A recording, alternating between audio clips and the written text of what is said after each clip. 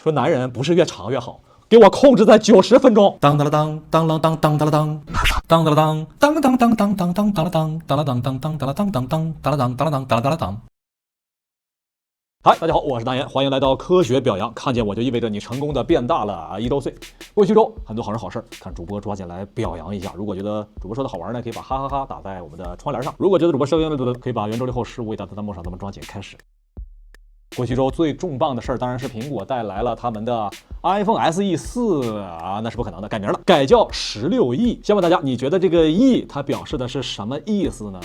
看一下同学们弹幕，估计苹果也看出来了啊，改成 SE 4可能卖的不太好，改成16E呢，连包装盒都不用重新做了，在原来 iPhone 16的包装盒后面加一个字母就解决了。什么叫环保？来啊，同学们啊，大家觉得这次的整体的 iPhone 16E 它的升级，咱们前面做节目了啊，6大升级点。大家觉得这次满分100，你给苹果打几分呢？几大升级点咱们前面都强调过了啊。首先呢，你别老和什么 iPhone 16啊，包括 iPhone 15啊，你别和这些机器比。官网给你明确的标识，你得去和5年前的什么 iPhone 11、iPhone 12、iPhone SE 3、iPhone SE 2啊那些老的产品比，对吧？你别老比好的，你去比老的，是不是啊？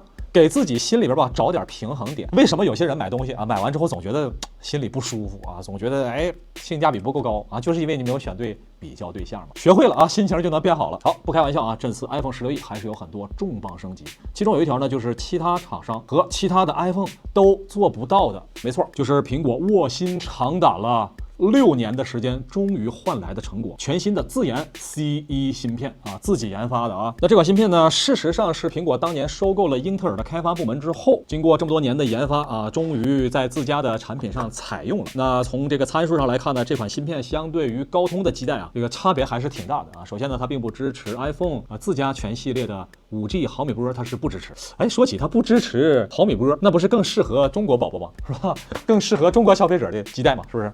看一下同学们弹幕啊，大家觉得这次苹果的全新 C1 基带会使 iPhone 的16E 信号变得更好吗？更好打个1啊，持平打一个2，还不如原来的打一个3。1、2、3，看一下同学们弹幕。那苹果的高管表示啊，这次呢虽然不支持毫米波，但是这款 C1 芯片呢，使得 iPhone 16E 获得了最强的续航，因为它特别省电。你说一个芯片，它主打的是通讯，但是呢，它不跟你强调通讯，它跟你强调省电，这意味着我可啥也没说啊。好，那工艺方面呢，还是非常先进的啊。苹果表示呢，这款芯片 C1啊，采用的是台积电提供的4纳米工艺，而接收器的部分呢，采用的是7纳米工艺啊，全都是由台积电提供，行吧？啊，这个应该说还是值得期待的。好，跟大家说一下啊，这个实际上苹果过去这些年就一直想自己研发基带，但是呢一直没研发成啊，所以呢无奈直接在2019年花了10亿美元收购了英特尔的基带部门。不光是收购这个部门啊，重点的是2200人，10亿美元加2200人。当时收购完之后呢，业界还是有很多的争论的，觉得好像没这个必要吧？你花这么多钱养了这么多人，到底是为了干啥？来问大家，你觉得苹果是为了干什么呢？库克表示说，我花了这么多钱啊，为了干啥？没有错啊，非常简单，就是为了不是为了省钱。啥意思啊？我们知道这个基带啊是非常花钱的啊，就你这个手机能往外打电话啊，这个每一台手机厂商都需要给高通那边交通讯的专利费，交芯片的使用费啊，这个不是白来的啊，要不然的话你就不能打电话了啊，只能用微信了。而且呢，苹果不光是能够自研基带了，它未来还能更多的芯片自研，比如说在即将到来的 iPhone 17上面呢，苹果将会搭载自研的 WiFi 芯片啊哈。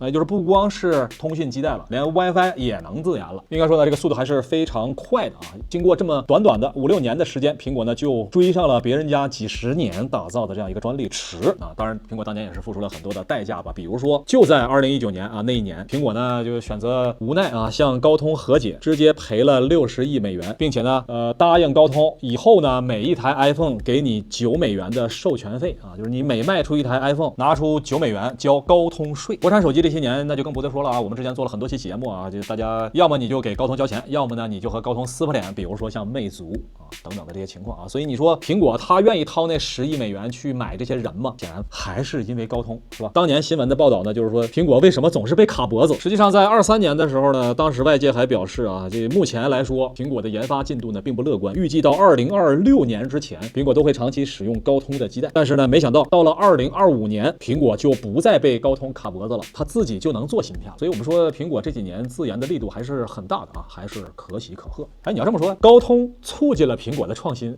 也不是不行，是吧？好啊，来问大家一下啊，那经过了目前苹果能够自研基带芯片之后，你猜未来啊，在 iPhone 17、18之后，苹果还会一直使用高通的芯片吗？还是会全面转向自研的基带呢？会使用高通的打个1啊，完全使用自研的打一杠，看一下同学们弹幕。等于说啊，打破了外界对于苹果啊没有技术的质疑啊，通过6年的时间，卧薪尝胆，苹果有了自己的芯片。库克表示，买了英特尔这么多年，花钱养了那么多人，不就是为了今天我们的 iPhone 16E 吗？所以我们的 iPhone 16E 是不是意义重大？那么个人认为啊 ，iPhone 16E 的意啊，就是意义的意，哈，对于苹果来说意义重大。当然啊，话说回来啊，毕竟是苹果的第一款自研基带芯片。价格方面的话呢 ，iPhone 16E 的整机相比较于 iPhone 16标准版便宜了1000多块钱。那到底有什么差别呢？来看一下啊，首先当然是5G 的基带芯片，它不支持毫米波。另外呢，在 WiFi 无线局域网方面啊，目前查到的参数来看 ，iPhone 16E 的话呢，也是不支持 WiFi 7，只支持 WiFi 6。蓝牙规格倒是保持5.3不变，其他部分呢还去掉了啊，16E 啊还去掉了第2代的，也就是 UWB 啊，也就是去掉了那个进场通讯的那个，而且还不支持 Type-C 接口的 DisplayPort 模式，也就是说它的那个 C 口啊，只能传数据，不能往出传视频啊，这么多区别吗？总结一下啊，就换了基带之后，那么这个 iPhone 16E 呢，相比较于标准版的 iPhone 16 5G 基带 WiFi 变了，超宽频进场变了，线程网络技术变了 ，Type-C 接口视频输出变了，不是阉割啊，注意我们的用词是变了，大家心中有数。也就是说这款产品啊，它如果在阿美利卡使用的话，它达不到全速啊。当然啊，话得说回来啊，别忘了咱们刚才说的啊，你别老比这个新的，你去比那个老的啊，和当年的 iPhone 11比，它的升级还是很多的。本周好消息啊！总有人说这个哪吒你只能在国内放啊。最新消息呢，海外票房也破亿了。最新报道啊，那么创造了华语片在海外啊，特别是北美地区放映的记录。其中呢，北美排片啊已经多达945间影院有放映啊，这相当不容易了啊。要知道呢，整个北美地区啊，一共也就不到8000间电影院啊，其中呢能够有接近1/8能放映啊，这个比例已经是华语电影里面最高了，不容易。那目前来说的话，哪吒呢也已经坐牢了啊，年度票房冠军，而且这个榜单啊还在不断的增长。之前咱们说了啊，我们买的这个哪吒的电影票，那不是票啊，是股票，而且这个股票它一直往上涨。那经过这一段时间，哪吒呢已经从上周咱们看啊，排名第10位上升到了第8位。今天我刚查了一下呢，已经来到了128亿啊。还是那句话，问大家一下，你猜哪吒最终的票房能排名第几呢？现在是第8啊，看一下同学们弹幕。这个咱实事求是的啊，你别说上来就说它能排第1啊，咱实事求是。根据现在这个预测能排第几？毕竟呢，现在春节假期已过，未来的这个上映的时间也好啊，观众看的这个人次也好，肯定会越来越少。特别是开学之后，很多小朋友上学了，那这个人数会进一步下降。这两天我看很多分析啊，说这个有望冲击前3啊，甚至冲击第1。咱们来看一下啊，这前2名的这个怪物级别，《阿凡达》《复仇者联盟》啊，就这2部都是超过200亿，是吧？这确实啊，有点。就感觉是怪兽级别的，而且他们确实在影史上也是有很多的特殊意义的。其中这个《阿凡达》呢，就它应该是一个开宗立派的影片啊，毕竟当年就没什么人习惯去看3D 电影，甚至呢连 IMAX 在国内呢都非常的罕见。等于说这一部电影呢是带起了一个行业出来，而复联呢就更是如此了事实上它并不是一部电影，它是几十部电影合起来啊，一堆电影加一堆电视剧合起来这么一部最终的终局之战。所以这2部电影呢都不是传统意义上的咱们说每年这种常规的商业大片。来，问大家一下啊，看过当年影院《阿凡达》的同学打一个1，看过《复仇者联盟4》同学打一个2，这俩要都没看过你打一个3啊，看一看同学们的情况。当然了，咱还是得话说回来，是吧？就他俩能够超过200亿的票房，也不是白来的啊。就啥意思？电影好是一方面啊，也有一些场外因素啊，就比如啊，《阿凡达》在过去这些年啊，也曾经重映过多次啊，其中呢大规模的一共是4次，分别是10年、21年、22年啊，一共是重映过4次啊，而且是全球范围内重映。每一次重映当然就进一步巩固它在票房榜上的总排名。而《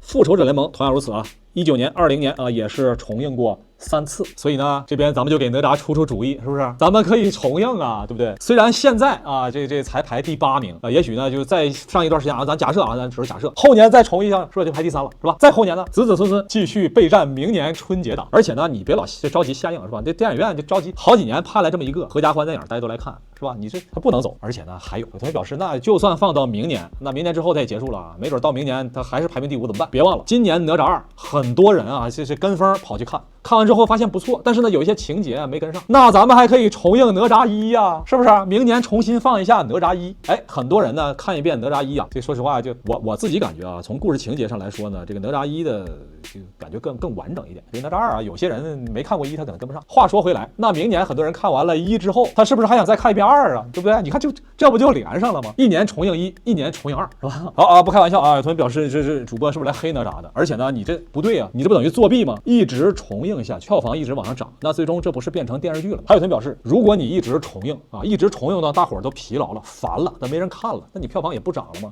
是不是？不对啊，情况还真不是这样的。为什么？因为这个哪吒呀，它有隐藏内容。注意看啊，多家媒体报道的哪吒二啊是有很多删减部分的。其中呢，饺子导演表示啊，为什么要删了这么多啊？具体删了哪些情节，在纪录片当中呢也给了很多的爆料啊，大家可以在波乐平台啊去查看纪录片，里面有详细的描述啊。具体来说的话呢，因为呢时长的限制啊，饺子表示呢，我们只能保留剧情最需要的环节啊，因为也有一些影迷表示，看完电影之后啊，发现有些环节感觉有点太快了。没错，你想的正确，那几个环节呢是被删掉了，由于片长的原因。那具体删的是哪一刻呢？如果你看了纪录片，他会表示呢，饺子说啊，在哪吒和敖丙他爸大战的那段时间打的是非常激烈啊，而在电影里面展示的其实不太多。饺子导演的原话是，哪吒和敖光对打的最精彩的部分啊，都还没出现呢。所以啊，咱们重映的时候，不妨就把这部分重新加到电影里面。咱就来个这个全新的导演剪辑版吧，这不是叫导演加长版，怎么样？想看的同学打个一，看一下同学们的弹幕。哎，说起这个哪吒二要增加内容啊，我不仅又想起了遗憾的地方，比如说之前的《流浪地球》啊，是吧？当时呢，郭帆导演表示啊，就《流浪地球》被迫啊，因为太长了，裁掉了80多分钟的内容。80多分钟啊，常规的电影院一般也就是90分钟，这《流浪地球2》直接裁掉80多分钟，你这还不如拍成上下部呢。这也是啊，郭帆当时说本来就是要拍上下部，但是呢又怕每一集太短讲不清楚，所以呢合成了一部，被迫又裁掉了80多分钟。哎，你糊涂啊！你就重映啊，加上来啊，是不是？所以呢，我的建议啊，不管是哪吒2也好，还是《流浪地球2》也好啊，咱们不妨都来一个导演剪辑版，再重新上映一遍。我们这个重映可不和原来一样，是吧？我们是加料重映，对不对？就像咱们去店里边吃烧烤，吃一半觉得这个导演你再给我加点辣椒吧，没问题，去热一热再回来吃，是不是？而且呢，这里确实透露出了一个无奈的现实，很多精彩的影片啊，它2、3个小时我都不觉得长，但是有人觉得长是啥啊？就电影院是吧？电影院跟导演说男人不是越长越好，给我控制在90分钟。为啥啊？因为电影院是要排片的，一天就这么18个小时，半夜你不能排，得给那个流量明星啊。一天这18个小时，你只能排这么多片子。如果你来到2个小时以上，就占用了其他电影的排片。所以很多的时候，发行商也好，制作人也好，会逼着导演必须剪到接近2个小时以内。好啊，最后问大家一下啊，你猜未来哪吒像《流浪地球2》啊会来加长的导演剪辑版吗？有希望啊，打个1啊，不太可能，打一个2。看一下同学们弹幕，我们导演说让电影院的观众长按屏幕，可以2倍速播放，这样就可以把3个小时电影啊压缩到1个半小时以内了。你这是，你是不是？我们这导演有当影院经理的潜质啊，可以。来看小米的消息啊，本月末还有1周的时间，小米会带来双 Ultra， 一台呢就是这台15 Ultra， 一台呢就是这台苏7 Ultra。这2天啊，高清渲染图已经出来了啊，大家看这个颜值如何呀？满分100，给小米15 Ultra 打一个分数。看一下同学们弹幕啊，这张图呢是来自于外媒安卓头条，后边我们感觉啊，它的这个镜头圈好像又大了，是吧？感觉比去年又大了一圈，为什么呢？你看去年已经够大了。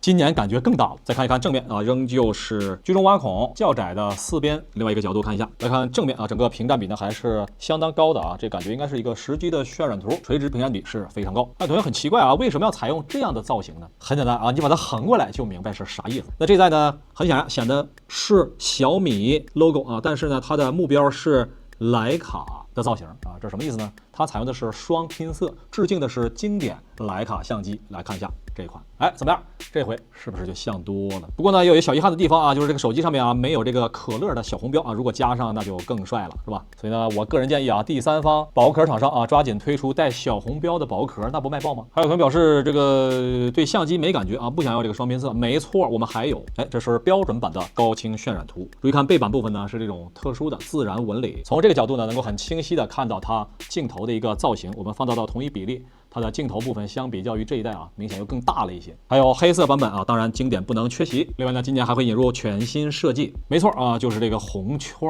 的设计啊，怎么样？一看就是经典的味道，是吧？西红线是吧？罗老师知乎内行啊。好，那说起这个位置啊，咱们不妨就放大仔细来看一看细节。首先呢，背面是一个圆弧的 decal， 但是呢，镜头部分是一个4摄的配置，当然是5个开孔啊。当然这个位置呢是传感器啊，加上徕卡的标识。下方3枚镜头组横向排布，再加上1枚超大的潜望镜组。你可以看一下这个面积啊，这感觉有点很夸张啊！我非常好奇，今年要堆料到什么程度？看一下目前泄露出来的参数。外媒报道呢，主摄5000万像素啊，索尼的900亿英寸超大传感器，支持 OS 光学防抖；超广角5000万像素超广角，三星的 GN5 传感器；长焦5000万像素长焦镜头啊，采用索尼的 IMX858，支持3倍光学变焦和 OS 光学防抖啊，很夸张。最重磅的就是这一枚，这赶上相机镜头了是吧？潜望长焦2亿像素，支持4.3倍光学变焦啊，这是这次小米15 Ultra 的最重大的升级啊！来问大家一下啊，给这次15 Ultra满分100，你给它的预期打一个分数。来看微软的消息啊，先问大家一下啊，平常你在用什么系统？使用 Windows 7打个7啊，使用 Windows 10打一个10，11的打一个11。看一下同学弹幕啊，如果你使用苹果啊，你可以打一个 MacBook 是吧？那最新消息啊，就在本周，多家媒体报道呢，微软的 Windows 11啊最新版本将正式停用英特尔的第8代、第9代和第10代处理器。微软你疯了是不是？就啥意思呢？就是我特地去查了这个新闻，我有点不太敢确信啊。来到微软的官方网站去查询最新版本 Windows 11啊，在2月13号的这样一个新闻标题。那实际上呢，它是一个最新的 Windows 版本支持处理器的列表，里边增加了一些 AMD 最新处理器的，又删除掉了一些英特尔的老版本处理器，其中就包括第8代、第9代和第10代啊，大概就是这么一篇文章。不是，我就想说，微软你怎么想的你啊？第10代处理器，我印象没差的话，好像4、5年前，10年的时候还有新出货的，这还不到5年呢，你就不支持了？你知不知道苹果的 iOS 它至少还支持5年呢？微软，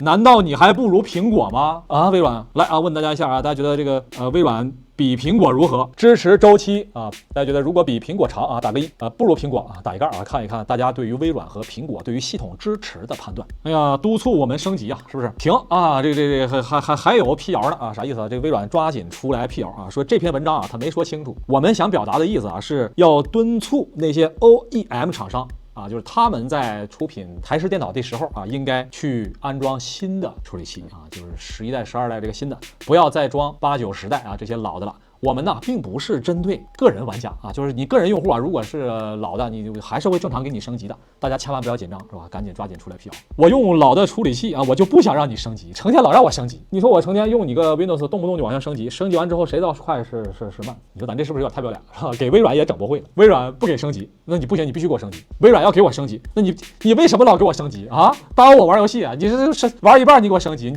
给你个大逼兜，谁让你就你微软是吧？DeepSeek 啊，最近几周的超热点事件，来问大家一下，平常你有用过 DeepSeek 吗？啊，用过打个1啊，还没用过打一盖，没用过啊也没关系啊，你只需要知道呢，这款应用啊，它被称作是国运级别的产品啊。为啥叫国运呢？就是反正它一出，阿美利卡那边啊，一大堆的公司啊，那股价大跌，特别是咱们最敬爱的老黄，而且呢，它还很特殊。你看他写的开放平台，这啥意思呢？就最近这几周啊 ，DeepSeek 呢一直在不停的宣布自己的各种各样的新的计划，比如说在未来 ，DeepSeek 将会进一步开源5个大规模的代码库，那么用户数量呢也是狂飙，这么强的工具免费且开源 ，DeepSeek 我愿意称之为新一代的元神。启动。哎呀，而关于这个开源大模型未来到底咋样，这个业界还是有一些争议的啊。比如说，目前世界上最强的当然就是 OpenAI， 你听它这个名字是吧？这是开放的嘛？开放的 AI 啊，开放的爱是吧？不是，什么乱七八糟的，不能直译啊。其中呢，咱们国内的 AI 先驱啊，百度掌门人李彦宏表示，开源模型那就是智商税，永远应该选择闭源模型。这不是咱说拿出去年的24年的新闻，而是这个说的它就是永远，永远有多年？25年是不是还是应该生效呢？啊，来问大家，你觉得未来这些商业公司会选择闭源打个1啊，选择开源打一盖？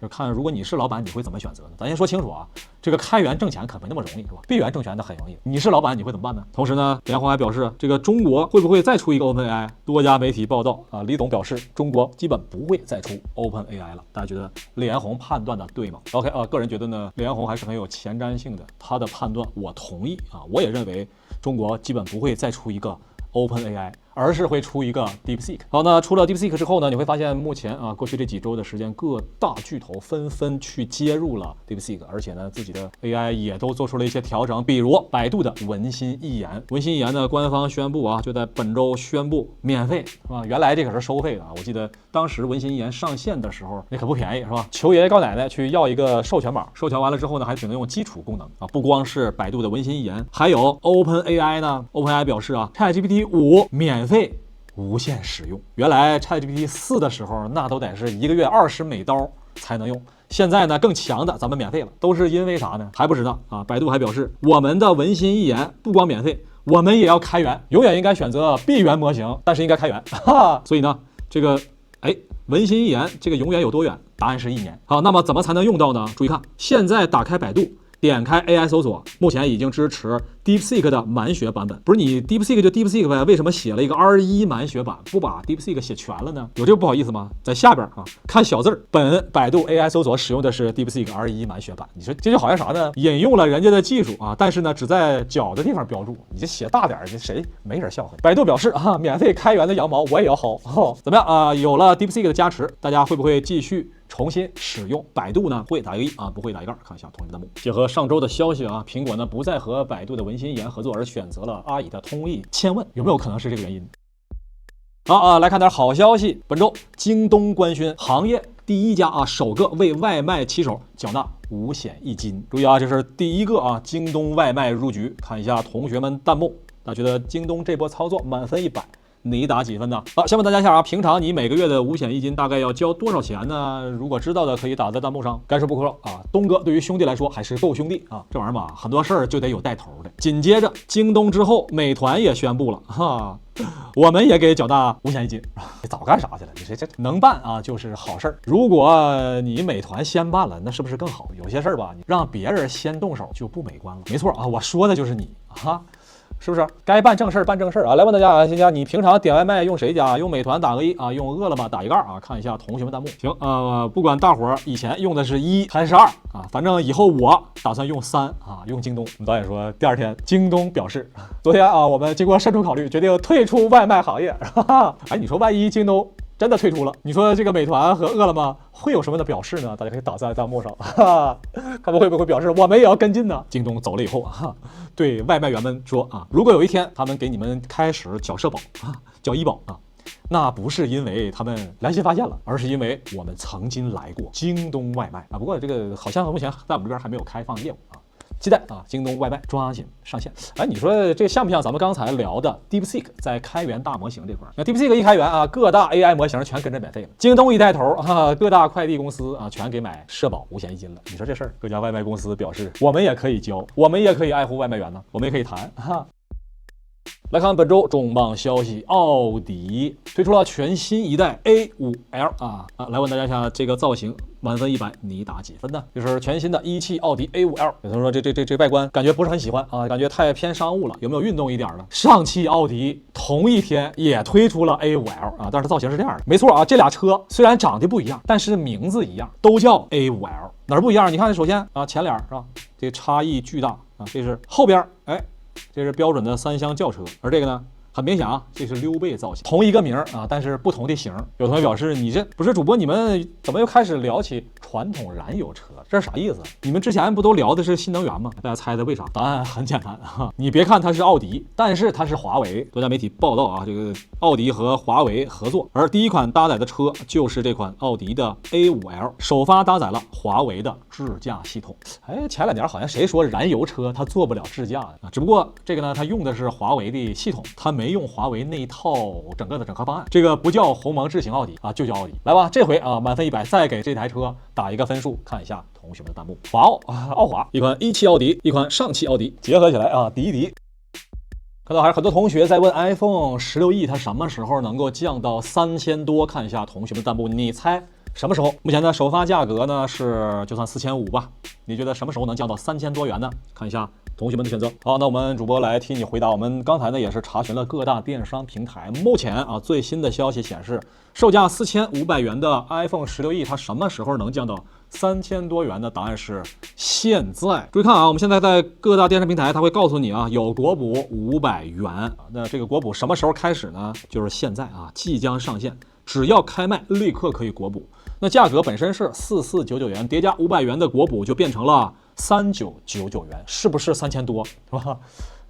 差1块钱4块啊，那也是3000多。所以呢，如果你很纠结啊，就是预算就是4000以下，那你现在就可以下手了，是吧？有国补，当然我提醒你一下啊，国补只限1人1次，你看清楚了再买，是吧？别你买个牙膏也用国补啊！而且呢，咱们还得看小字儿。有同学说这个3999，这也太接近了，你这坑人的吗？不是？注意看小字儿啊，除了3999外，还送哪吒2。电影票1张，你看这是不是啊？这不就连上了吗？也就是说，哪吒票房创新高啊，苹果也有责任，是 iPhone 啊，它也有贡献啊。好，那至于什么时候还会继续降呢？啊，别忘了啊，这是国补，那未来呢还会有各种各样的百亿补贴、电商平台补贴等等。所以我的预测啊，到618的时候有望降到3500元左右啊。